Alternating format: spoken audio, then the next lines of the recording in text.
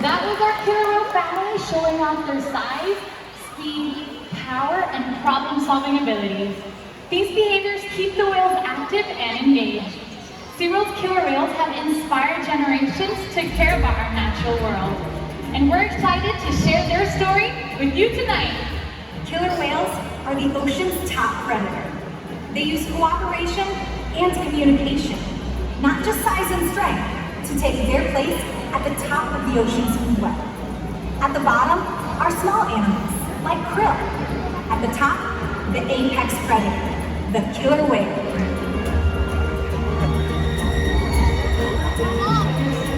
Killer whales are as big as a bus, faster than an Olympic swimmer, high-flying and powerful. We're going to see all of that tonight and more. These and other behaviors provide an environment full of enrichment. We spend days, weeks, months, years building relationships with our whales. This creates trust, and that allows us to do some amazing things. For example, when you visit a doctor, you present your arm to draw blood, or step on the scale to see how much you weigh. It's much the same with our whales. Throughout tonight's experience, you'll see the killer whales moving together in unison. These synchronized behaviors strengthen their social bond and allow them to problem solve as a group. This is just another reason why they are known as the ocean's top predator. Their scientific name is Orcinus orca. Their common name is the killer whale. And these 5 whales have their own personal names: Takara, Sakari, Kamea, and joining us right here is Kayukit and Tuar. Kamea is our youngest whale at only 8 years old, and her mother Takara is our oldest whale at 30 years old. Takara is also the matriarch of our pod, which means she is the leader. These whales trust us, and they take an active role in their own health and well-being. Through the use of positive reinforcement training techniques, we teach them husbandry, or healthcare behaviors. And joining us at this slide out, we have Kylan and Laura, who are going to be demonstrating a few of those husbandry behaviors. Thanks, Becky. Hi, everyone. I'm over here hanging out with Tuar, who's one of our male killer whales, and he is 22 years old.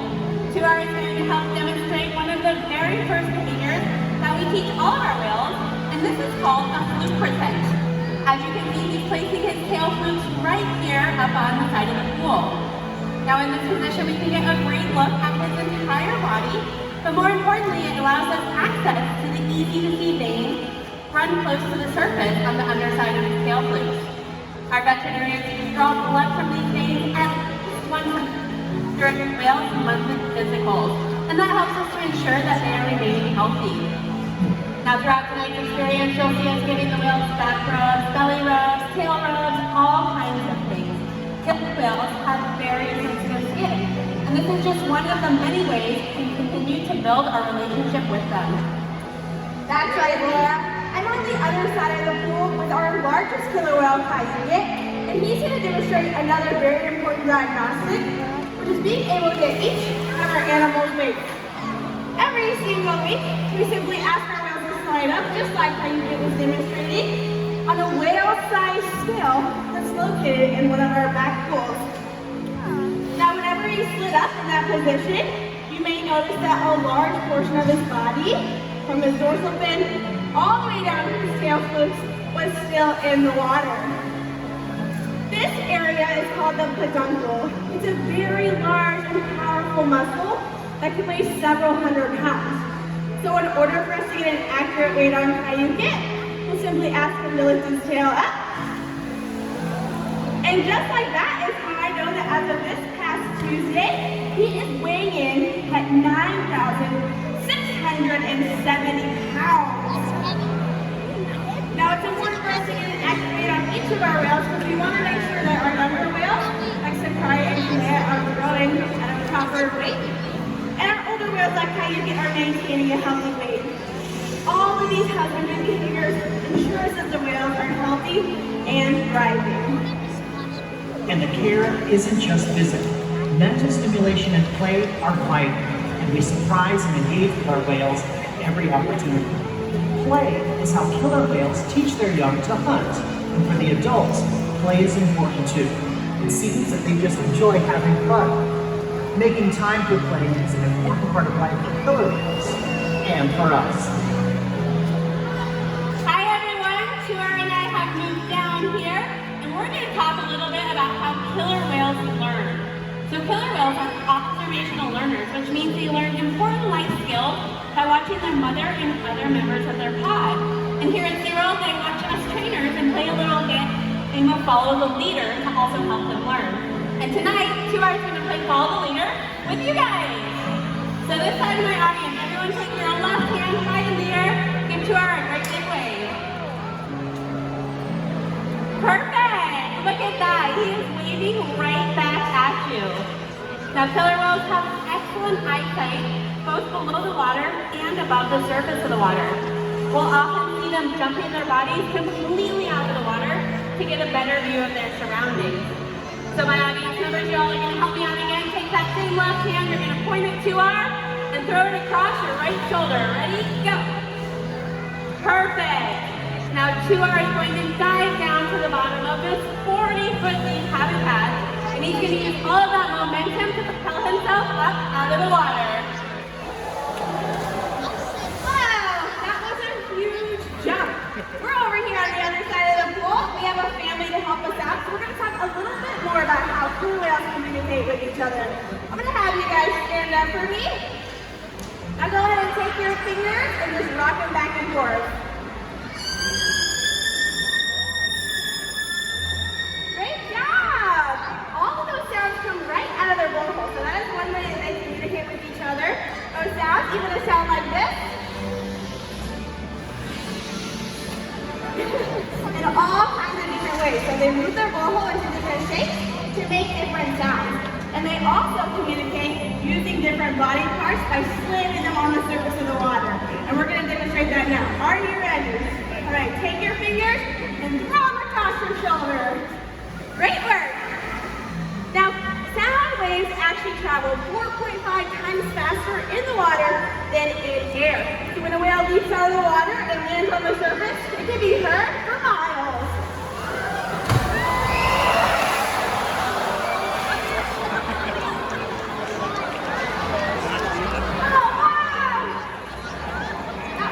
The sound. Did you hear it?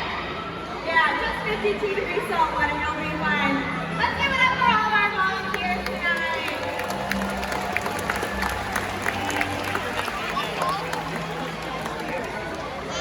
As you can see, killer whales can communicate by leaping out of the water and making a huge splash. SeaWorld's research and observation of the killer whales in our care has shed light on the many mysteries about these amazing animals. For example, we know that the gestation period for a pregnant killer whale is 17 months. That's information that is impossible to obtain in the wild. However, some information may only be gained through field observation. That's why SeaWorld works with our partners like the Norwegian ORCA survey so that we could further our knowledge. Killer whales are remarkable, powerful animals, and perhaps the best expression of that power is what they want. Killer whales stand apart. They have no natural predators, and just about any other ocean animal could be their dinner. Depending on where they live and their chosen prey, they've developed some epic hunting techniques. Off the coast of South America, killer whales will beach themselves, riding in on waves just long enough to catch prey. They'll also create waves that knock animals like penguins or seals from ice cliffs. Most importantly, they cooperate, communicate, and coordinate as a team. Here's footage of killer whales corralling a school of herring. A whale dips in and feeds, while the other whales keep the fish together with swipes of their tail fins. In the ocean, killer whales create waves to hunt. They use fluke slams to stun their prey, and they can even beach themselves up and out of the water. For these whales, it's a fun demonstration, and for you, it's time for the thrill of the hunt.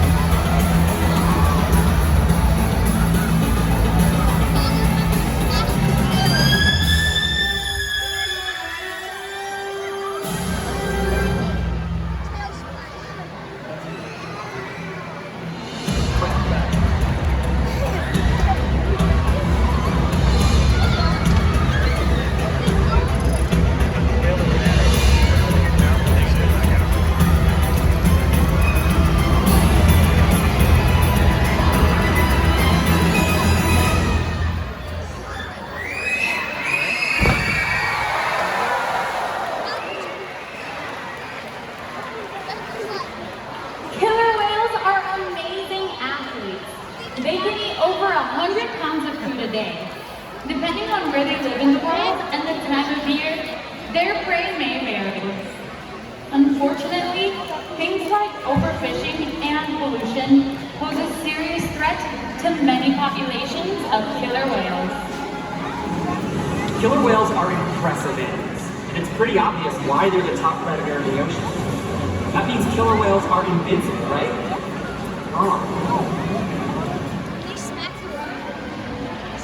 Killer whales depend on a plentiful food source and a clean environment. They're completely dominant, yet completely dependent.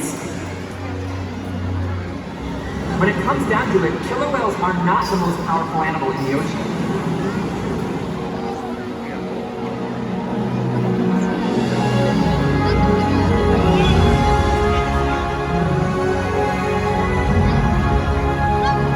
Their future depends on you. Through your actions. Through the choices we all make.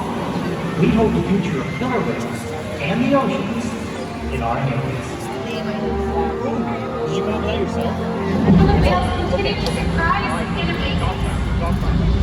They're the perfect ambassadors of the ocean, limitless, connected, empowered,